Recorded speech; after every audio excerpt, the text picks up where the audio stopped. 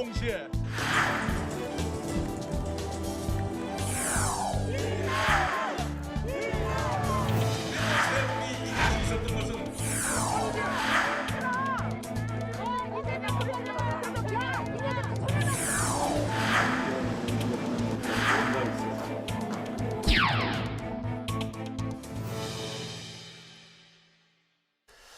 네, 이번 시간은 뉴스엔 파워 인터뷰 코너입니다. 더불어민주당 대선 경선 호남 대전 결과 이재명 후보의 대세로는 더 선명해진 가운데 이낙연 후보는 추격의 고삐를 더욱 바짝 조이고 있습니다.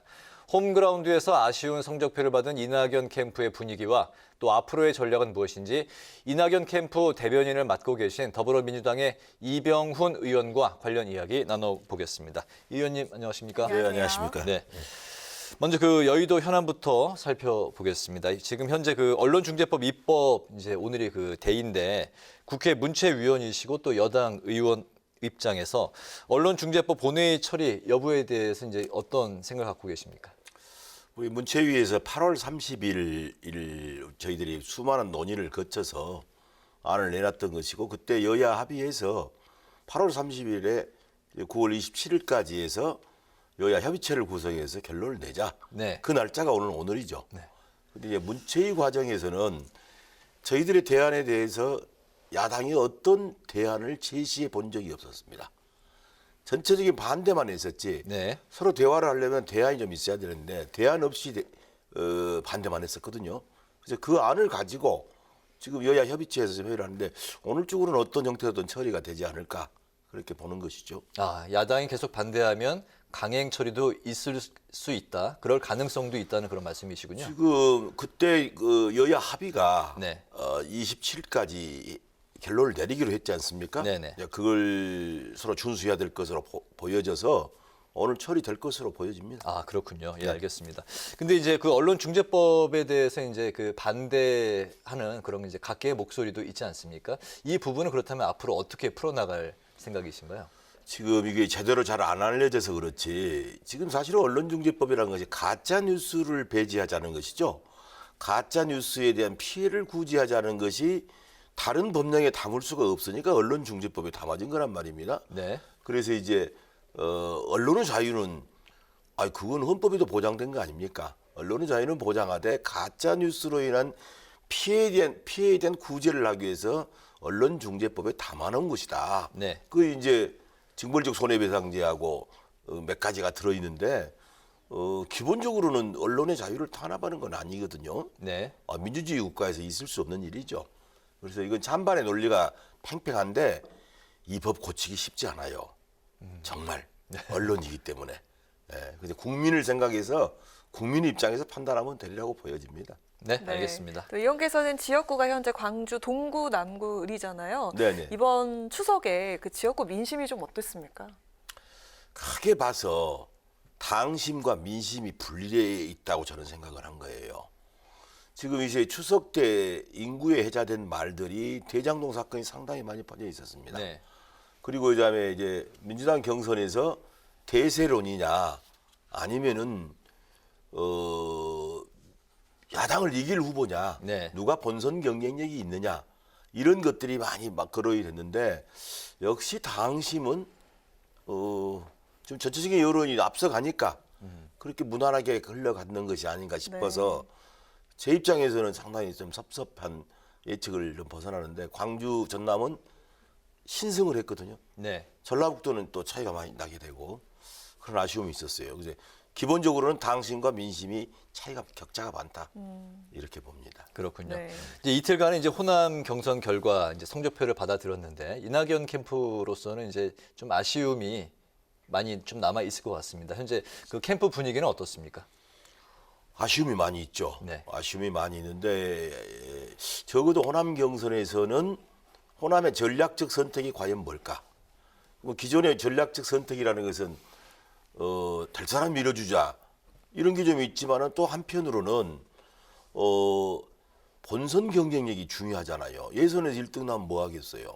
그래서 그런 본선 경쟁력까지 감안해서 좀 안정적 후보를 선택하지 않을까 그런 기대를 했는데 그게 조금 좀 예측이 빗나가긴 했어요. 그래서 아쉽지만은 오히려 이런 것을 저희들이 또 겸허하게 받아들여서 마지막 남은 경선 기간에 정말 최선을 다해서 하는 것이 민주당을 위해서도 낫고 또 대한민국 장래를 위해서도 그렇습니다. 네네. 그동안 이제 레이스를 함께 달려왔던 김두관 후보가 어제 이제 개표 결과 직후에 사퇴 의사를 밝히면서 이재명 후보를 이제 지지했습니다. 이 부분은 이제 또 어떻게 받아들이실까요? 그분이 사퇴한 건 좀 애석하게 생각을 합니다. 그런데 사실 예측을 했어요. 아, 그렇습니까? 네. 뭐 어제쯤 이렇게 사퇴를 하지 않을까. 그런데 좀 아쉬운 것은 사퇴는 본인 의사인데 또 사퇴하면서 특정 후보를 지지하고 사퇴하는 것은 좀 적절치 않았다고 생각이 됩니다. 네. 그건 어차피 민주당이 당원들이나 국민들에게 맡겨줬으면 하는 그런 바람. 그동안의 토론회를 보면서도 그런 느낌 많이 받았지 않습니까? 이낙연 그럴 것으로 후보를 예상을 했어요. 그 이재명 후보를 좀 지지하는 것 같은 느낌을 받으셨군요. 그건 진즉에 우리가 다 알고 있는 사실이었죠. 네. 네. 또 민주당 경선이 끝날 때까지 끝난 게 아니잖아요. 2, 3차 슈퍼위크가 남아 있는데 혹시 그렇습니다. 지금 현재 전세를 좀 뒤집을 만한 남은 비장의 카드가 남아 있을까요? 지금 이렇게 봅니다. 당심과 민심을 제가 말씀을 드렸는데 지금 당원 투표를 했잖아요. 권리당원 투표를 했는데 제2차 슈퍼위크가 10월 3일 날 개표를 합니다. 네. 지금 그게 전국에 49만의 일반 국민 경선 선거인단. 이분들 투표가 내일 모레부터 시작을 하는 거거든요. 그게 발표가 10월 3일인데 네. 지금 민심은 앞으로 대장동 사건이라든가 또 본선 경쟁력이라든가 이런 것이 복합적으로 작용하면서 격차를 벌릴 수가 있다. 저희들은 그렇게 보고 있고 네. 거기에서 반전 포인트를 잡겠다. 그렇게 생각을 합니다. 그렇군요. 네. 10월 3일. 네, 알겠습니다. 중요한 날이군요. 네네. 알겠습니다. 대장동 의혹 지금 말씀하셨는데 여당 경선판을 넘어서 지금 여야 전체 이 대선 경선판을 지금 이제 흔들고 있는데 야당은 이 특검과 이 국정조사 카드를 꺼내 들었고 이낙연 후보는 이제 오늘 직접 이제 후보가 나와서 합동 특별수사본부 설치를 요구하는 기자회견을 열었습니다. 그런데 이제 이재명 캠프 측에서는 또 이 사안에 대해서 이낙연 캠프의 또 책임론을 지금 전가를 하고 있습니다. 여기에는 이제 또 어떤 입장이실까요? 이건 전혀 아니죠. 지금 이 대장동 사건이 터진 것이 9월 13일입니다. 9월 13일 언론에서 보도가 나와가지고 지금 전체적으로 한 2주 정도 된 것이죠. 네. 그런데 자꾸 프레임을 네거티브 프레임을 부은 거예요. 이것은 대장동 사건은 이게 공정경제에 위배되고 대단히 우리가 부동산 투기를 배제하자는 게 당의 방침인데 이건 대단히 큰 문제고 정쟁의 대상은 아닙니다. 이건 반드시 밝혀야 될 사안이죠. 네. 그런데 이것을 예컨대 지금 뭐 50억 어떻게 32살 묵은 애가 50억을 받았잖아요. 배당금인가? 퇴직금? 그건 있을 수도 없는 일이고 또 특혜 의혹이 4천억, 6천억이 나온다 이거. 이게 지금 보면 제가 볼 때는 총체적 비리 상자인데 이건 국민이 알아야 되는 겁니다. 그러면 우리 더불어민주당 경선도 이 경선에서 예방주사를 맞고 이게 다 문제가 없어야지. 만약 이게 그대로 가다 보면은 본선에서 더 큰 문제가 될 수 있다. 네. 그래서 네거티브 프레임을 걸면 안 된다고 봐요. 지금 프레임을 국민의힘 쪽하고 자꾸 연결해서 하는데 우리가 문제 제기를 했습니까? 그건 아니죠. 그 당시 성남시장이 이낙연이었습니까?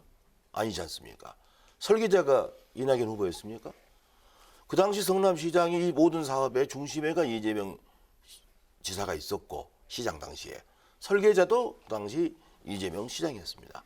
그래서 어떤 형태로든 간에 여기에 대해서는 책임이 있지 않겠냐. 그럼 그 책임에는 여러 사람이 연루가 되는 걸 밝혀내는 것이 이 국민들에게 그 의혹을 해소하는 지름길이다. 또 이것이 대선에서 저희들이 승리하려면은 그런 의혹이 벗겨져야 된다.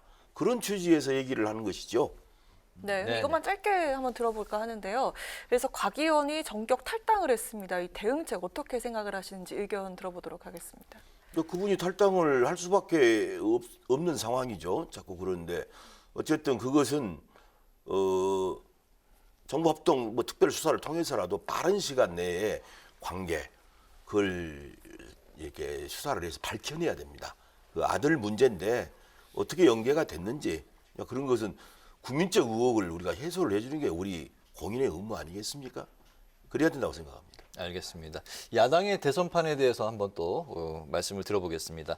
최근에 이제 고발 사주 의혹이 이제 불거져 나오고 있고 몇 차례 이제 TV 토론에서 이제 발언 실수가 이어지면서 이제 그 대세론이 좀 흔들리고 있는 윤석열 후보 그리고 이제 현재 바람을 타고 있는 홍준표 후보 야당은 이제 2강 체제가 이제 뭐 굳혀지고 있는 것 같은 그런 모습인데 어떻게 바라보고 계십니까?